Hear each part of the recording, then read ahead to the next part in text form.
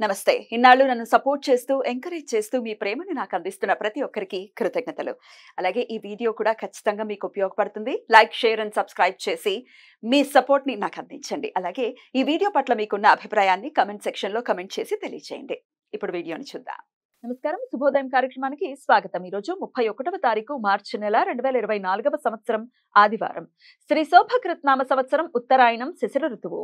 ఈరోజు పాల్గొన మాస బహుళపక్ష షష్ఠి తిథి రాత్రి 9:30 వరకు, తదుపరి సప్తమి తిథి. జ్యేష్ఠ నక్షత్రం రాత్రి 10:57 వరకు, తదుపరి మూలా నక్షత్రం. నక్షత్ర వర్జం లేదు. అమృతకాలం మధ్యాహ్నం 1:49 నుండి 3:29 వరకు.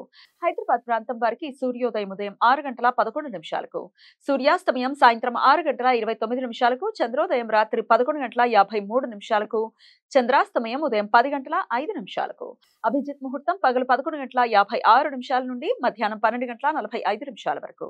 దుర్ముహూర్తం సాయంత్రం 4:51 నుండి 5:40 వరకు.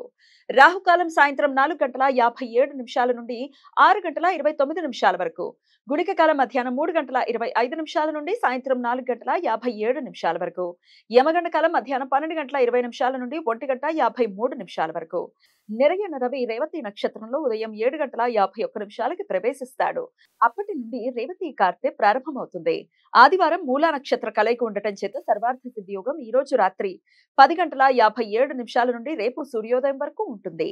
ఈ సమయంలో నూతన వ్యాపార ప్రయత్నాలు చేయడానికి, కొత్త పనులు ప్రారంభించడానికి, నూతన ఔషధాలు ప్రారంభించడానికి, వైద్యులను సంప్రదించడానికి అత్యంత అనుకూలం. ఈ సమాచారాన్ని మనకు అందించిన వారు మేడికొండూరు విశ్వనాథ్ ప్రసాద్ గారు. ఆయనకు కృతజ్ఞతలు తెలియజేస్తూ నారాయణ స్మరణతో సమస్త సన్మంగళాని భవంతు. నమస్కారం.